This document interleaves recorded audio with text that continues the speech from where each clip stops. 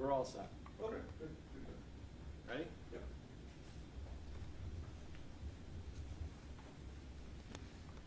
You guys all ready? Yeah? Okay. Good afternoon. Thank you for joining us. We wanted to provide you an update into our investigation into the Erie Canal that happened earlier this week. Chief Deputy Michael Fowler, Fowler, will be providing you an update, and then we'll take any questions that you have at the end. Thank you. Chief? Thanks, Sergeant. So I want to, first of all, thank you for joining us today. We have an update on this case, and I also want to provide a message to the community. So here we are again. We're speaking about repeat offenders, criminals who consistently put the community and law enforcement in dangerous situations. Serial larcenists who quickly turn dangerous. And what's the cost to the community? The risk to the public, to those store clerks, and the first responders. It eventually reaches you, the taxpayers. You see it in the stores with the higher prices and the everyday items locked up. Last week, we put a lot of effort into highlighting career criminal Christopher Cole. These are some of the pictures reminding you of that situation. Christopher was a serial arsonist. We spoke about him repeatedly, the numerous crimes he's responsible for and what it costs to the community. Today, we're here to talk about another career criminal, Ryan Armstrong. Ryan's well known to law enforcement. He's been a criminal for 23 years. More than half of his lifetime, he's been a criminal.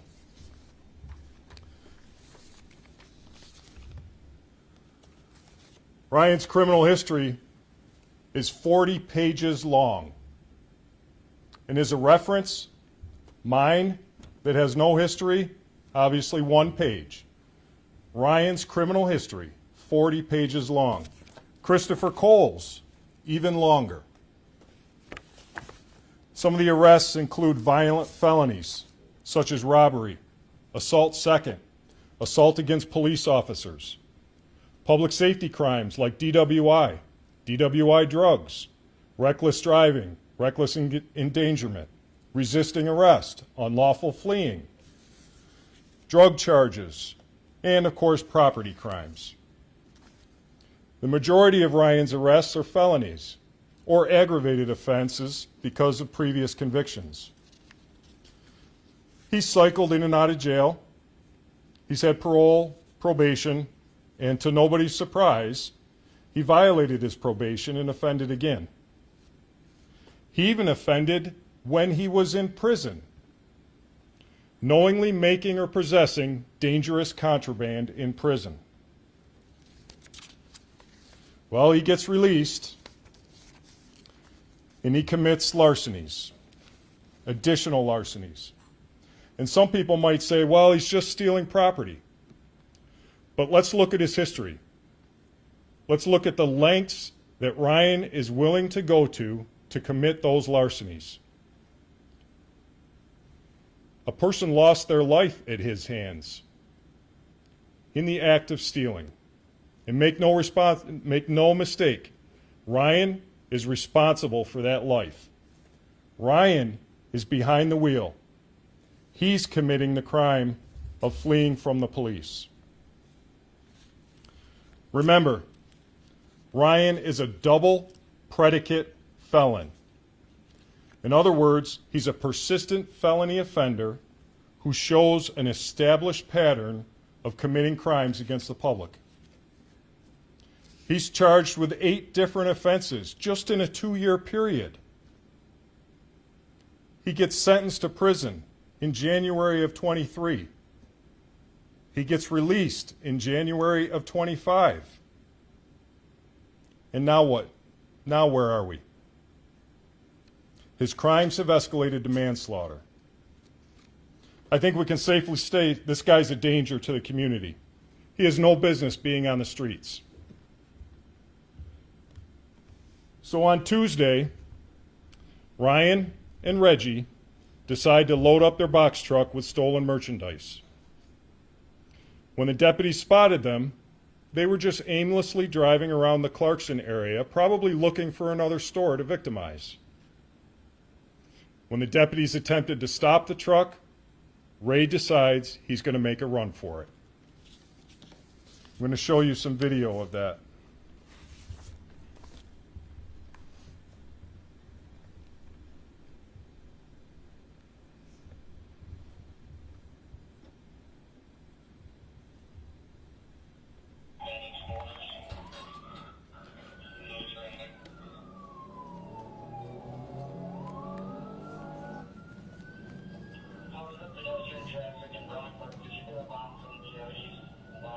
Notice the rural area. We get asked why we're pursuing people like this. Let me explain. Those rural roads, the lack of other traffic, the constant risk assessment that those deputies are going through and that those supervisors and even lieutenants are paying attention to make sure that we're not increasing the risk to the public. Now, in that case there, does Ryan really think he's going to outrun us in a box truck?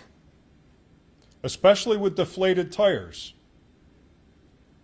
We were able to deploy the spike strips and deflate multiple tires on that truck. But he continued to try to flee on the rims. We recognize the extent of these crimes. We're not just going to lay down and let them continue to victimize the community. As soon as we do that, they're going to come back with much bigger trucks and more people. There has to be limits. There has to be a deterrence, and there has to be accountability for their actions. Well, on Tuesday, Ryan continues to make bad decision after bad decision. He ends up driving straight into the Erie Canal. Probably figured he could get away by swimming to the other side. Unfortunately, his passenger and co-conspirator, Reggie, was unable to make it across and eventually went under the water. 2 deputies in their full uniforms jumped in to try to rescue him, but unfortunately couldn't do that. So now starts a massive response from several first responder agencies. First off, trying to rescue or recover Reggie, and then subsequently trying to locate and apprehend Ryan, who's trying to flee through the woods. Thankfully, with the use of the drone and canine, Ryan was quickly apprehended. Orleans County Sheriff's Department participated and assisted us. Several Orleans County fire departments assisted us with this. We even had the use of their underwater drone to help search for Reggie. And our scuba team, who does not normally dive after dark, made an exception in this case because of the severity of the issue, because of the timing and the fact that Reggie was witnessed going underwater. We felt it necessary to take that additional risk and have our scuba team enter the water that night. You have to think about that. That's a dangerous operation. People might think it's easy. It's not. Even in the canal, there is a lot of debris on the bottom of the canal, and you cannot see. You add in the nighttime effect, and now it takes a massive operation to make sure that that's done safely. Reggie was finally recovered just before midnight, thanks to everyone's hard work. Now, the next day, we had to return with additional equipment to try to recover that truck out of the water, and then deal with all of the processing of the evidence and trying to bring this crime together. Just the continuation of an immense amount of effort, risk, and expense that has to go into investigating these cases. I'm going to show you a short video of the recovery.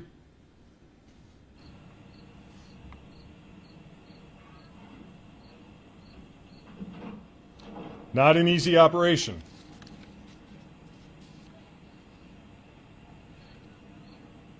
That truck is full of water and merchandise. We had to have divers go in to attach the cables.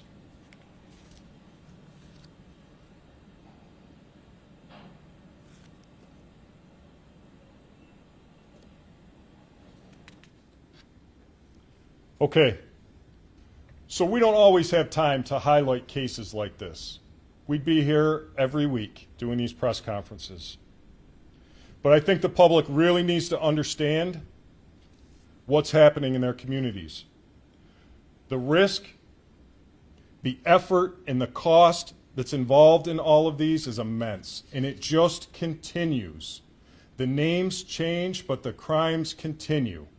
And we have to continue to try to solve them, investigate them, and prevent them. And we're not going to stop. But it's an immense cost. So now Ryan is facing manslaughter charges from a simple larceny. These are not just minor shoplifting crimes. They're being committed by repeat offenders who have a culture of lawlessness and will stop at nothing. I'll take a few questions if you have any.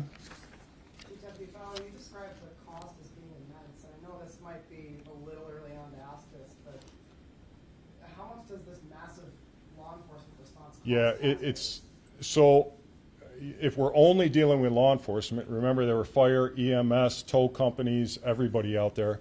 We're working on coming up with a total for that. It'll take a little while, but I can tell you just the immense hours of personnel costs, overtime, equipment. Those deputies jumped in the canal.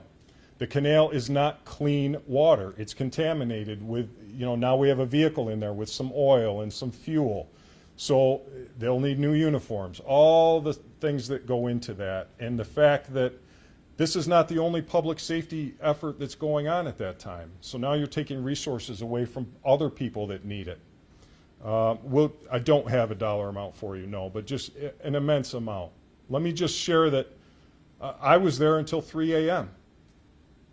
This crime happened at about between 5 and 6 p.m. And I know I went home at 3 a.m. and there's still a lot of work to be done. So it is an immense cost. You said there's still a lot of work to be done. Could you maybe talk about what that work is? Yeah, I'm going to ask my captain of criminal investigations, Captain LeClaire, to come up and give you a little bit of specifics about that. Thank you, Chief. So yes, the investigation is ongoing. Our crime scene technicians and investigators still have to process all of the property inside that truck, as well as the truck itself. We also need to track down whether or not that truck is stolen, and the driver had permission to be using it at that time. So right now, that's the main focus for our investigative efforts.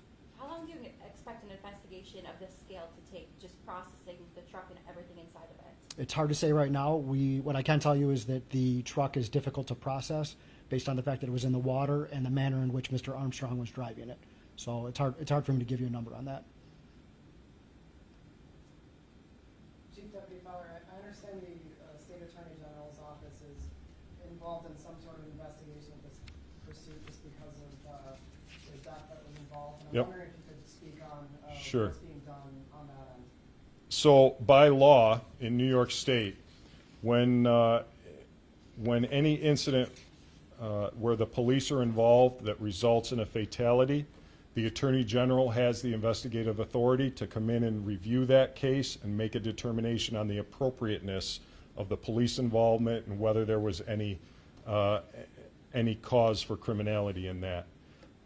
So what that looks like is at the moment we recovered Mr. Russell that night out of the water, we had proof of a fatality.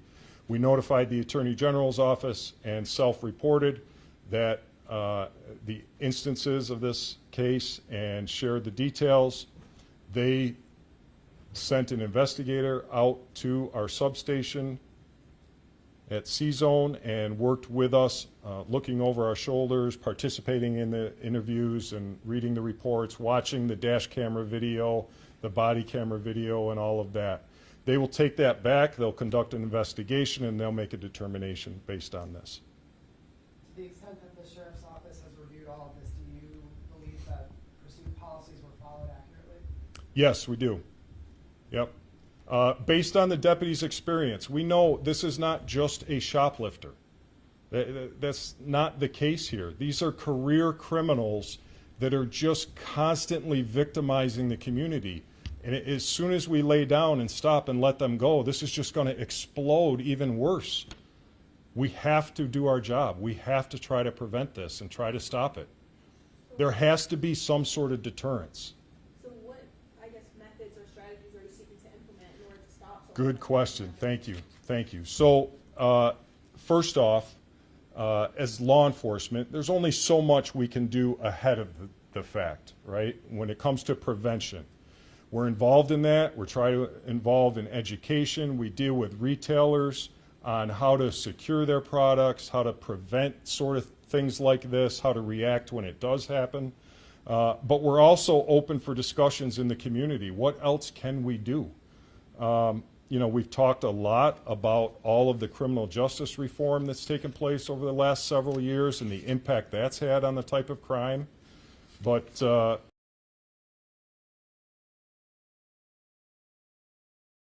I don't know what else there is. Any other questions? Just to clarify, with Reginald Russell, did he attempt to swim across the canal, or was he stuck in the truck? Yeah, he attempted to swim away just like Ryan did. And I don't know for sure, but it appears he didn't know how to swim. He probably misjudged the depth of the canal.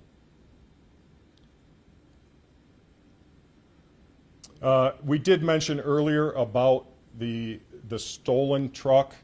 I want to clarify why we're still working on that. Normally that's resolved much quicker, but in this case, we're dealing with a truck rental company that as of yet is not ready to prosecute that charge.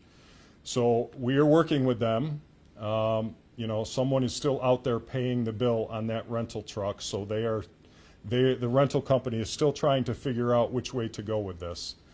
So there may be additional charges coming on here in the next several days.